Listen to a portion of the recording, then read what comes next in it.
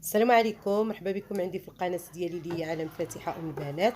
اليوم ان شاء الله جيت باش نشارك معكم واحد العصير ديال الخوخ اللي تيجي في الصراحه تيجي رائع بزاف وتيجي منعش. هذا العصير ديال الخوخ اللي هو نفسه نفس داك العصير دروستوي اللي في الصراحه كيجي غزال. بالاخص غادي تصاوبوه نتوما في الدار لان ما فيه لا مواد حافظه، وتعطيوه لوليداتكم لانه منعش وكيجي رائع بزاف، وتيعطينا واحد الكميه اللي كتكون كثيره وما كيطيحش علينا حتى غالي. تيطيح علينا بواحد 13 درهم. دابا وقت الخوخ ماشي ضروري يكون الخوخ اللي تتكون نوعيه جيده وكيكون غالي بزاف. دابا ان شاء الله غنبداو على بركه الله. بالنسبه للمقادير عندي هنايا جوج ديال القراعيط ديال لترو ونص، يعني 3 لترو ديال الماء عادي. عندي جوج ديال الحكاك ديال ياغورت اللي تيكون ديال الخوخ، او الا ما لقيتوش ديال الخوخ ديروا بحالي انا هنايا ما جبرتش ديال الخوخ درت ديال الفواكه الاستوائيه. عندي كاس السكر ديال سنيده، نص كيلو ديال الجزر وكيلو ديال الخوخ اللي تنكونوا غسلناه مزيان. دابا غنبداو على بركه الله. اول حاجه كناخذوا واحد الكوكوط اللي كنديروا فيها هاد نص كيلو ديال الجزر او 6 كيلو ديال الخيزو اللي نقيناه مزيان وغسلناه وقطعناه هكا طريفات صغار. ضروري كيكون داك الجزر اللي كيكون صغير ما كيكونش فيه داك القلب باش كنستافدوا حتى من داك القلب اللي تيكون شويه صغير. وعندي هنايا كيلو ديال الخوخ. انا نتوما كتشوفوا الخوخ ماشي شي نوعيه جيده. انا عندي هنايا كيلو ديال الخوخ اللي غسلته مزيان بالخل وضفتو على هاد نص كيلو ديال الجزر. هنا حاولوا ما تحيدوش ديك العلفه ديالو او داك العظم اللي كيكون في قلب الخوخ. هنايا غادي نضيفوا لترو ونص ديال الماء. من بعد ما كنضيفوا هذا الماء كنشدوا الكوكوط ديالنا واللي كنديروها فوق النار حتى كتبدا تصفر لينا، وكنحسبوا عليها واحد 30 دقيقه او 25 دقيقه على حساب داك الجزر اللي نتوما درتوه. هنا ان شاء الله غادي نديرو انا في البوطه حتى يصفر ليا وغنرجع لكم من بعد. هنا من بعد ما صفرت لي كوكوط واحد 30 دقيقه رجعت لكم حتى حسيت بهذا الخوخ وهذا الجزر طاب. خصو يطيب مزيان. هانتوما كتشوفوا الشكل ديالو، يعني راني ما مقشراهش ما والو، احتفظت بالقشره واحتفظت كذلك حتى بديك العلفه ديالو او داك العظم ديالو، لان ديك العلفه راه فيها واحد السر في هذا العصير ديال الروستو او العصير ديال الخوخ مع الجزر. هانتوما كتشوفوا حنا كنحلوا هاد الخوخه هادي.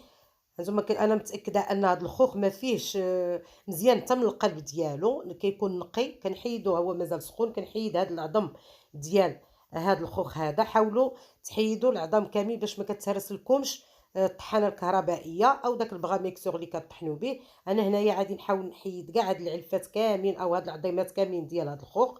خصنا نقيوه مزيان باش ما كنساوش نهائيا حتى شي عظم. هنايا راه درتو بالقشره ديالو، وهاد خيزو هانتوما كتشوفوا حتى هو راه طاب.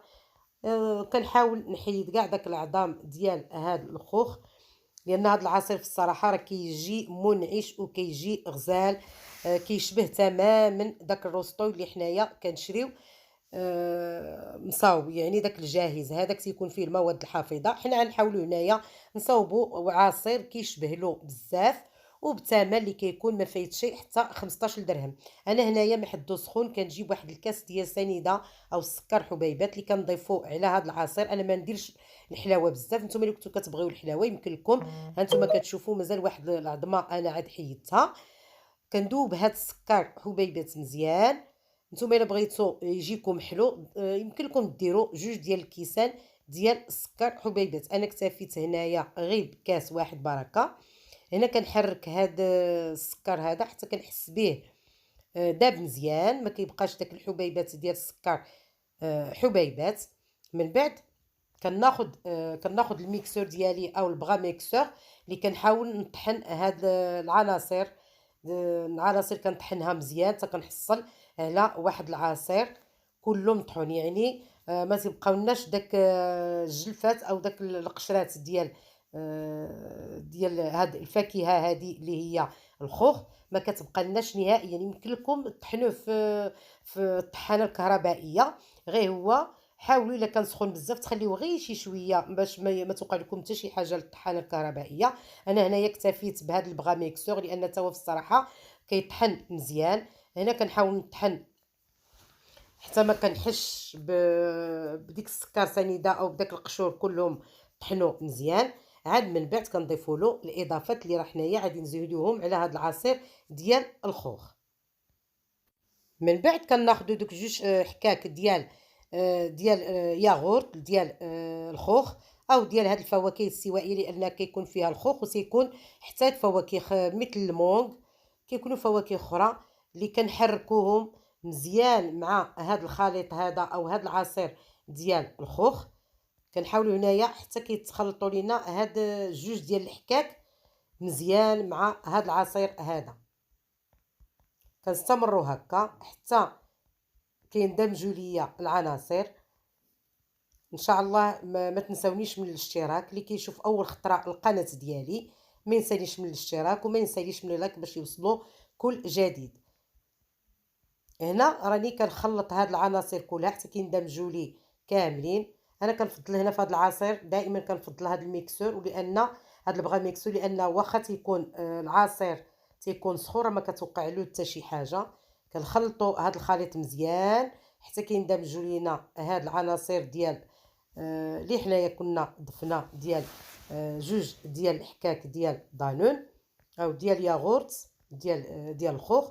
هنا كنضيف داك لترو ونص ديال الماء اللي بقى ليا، لان ضفنا هنايا 3 يطرو د الماء. انا كنكتفي بهاد 3 يطرو في المجموع ديال الماء غير باش كيبقى ليا خاطر. واللي بغاه يكون جاري ما كيبغيش يكون خاطر او قاصح شي شويه يمكن له يضيف كثر. المهم دائما هاد العصير على حساب كل واحد، اللي كيبغي خاطر يخليه بهذا القياس اللي انا درت 3 يطرو د الماء، واللي كيبغيه يكون شويه جاري ويعطيه واحد الكميه اللي كتكون اكثر من هذه راه يمكن له يضيف واحد لترو ديال الماء. كنستمر هكا وانا كنحرك بهذا الميكسور حتى او بهذا البغا ميكسور حتى كيطحنوا ليا العناصر كامله، وكنحصل على هذا العصير هذا اللي في الصراحه راه تيجي غزال بزاف. اللي كنتمنى حتى نتوما تجربوه. راه في الصراحه هانتوما كتشوفوا انا درتو شويه خاطر ما درتوش جاري، وانتم الا بغيتو تضيفوا الماء ضيفوا الماء. هذا هو العصير ديالنا في الصراحه، وكنعرفوا حتى شنو كنشربوا ما فيه لا مواد حافظه. وحتى الخوخ اللي كنكونوا مستعملينه كنعرفوا انه خوخ نوعيه اللي كتكون نوعيه جيده، نوعيه نقيه. ما تيهمش يكون كبير، اي خوخ نتوما متواجد عندكم. وفي الصراحه كيعطينا كميه اللي كتكون كبيره. وفي الاخير هذا هو العصير ديالنا اللي راه حنا وجدنا، وهذه هي الكميه اللي تبارك الله كنحصلوا عليها، كميه اللي كتكون كثيره. ولا بغيتو تدوبلوا المقادير راكم تدوبلوا المقادير باش يعطيكم كميه اللي كتكون كثيره، وتخبعوها في الكونجيلاتور، تفرقوها في قريعات هكا وتخبعوها في الكونجيلاتور. من تحتاجوها كتجبدوها. وبصحه والراحه اللي كنتمنى هذه الطريقه ديالي ديال هذا العصير ديال الخوخ او الرستوي اللي كيجي الصراحه اكثر من رائع، اللي ان شاء الله كنحتاجوه في هاد الايام اللي كتكون سخونه.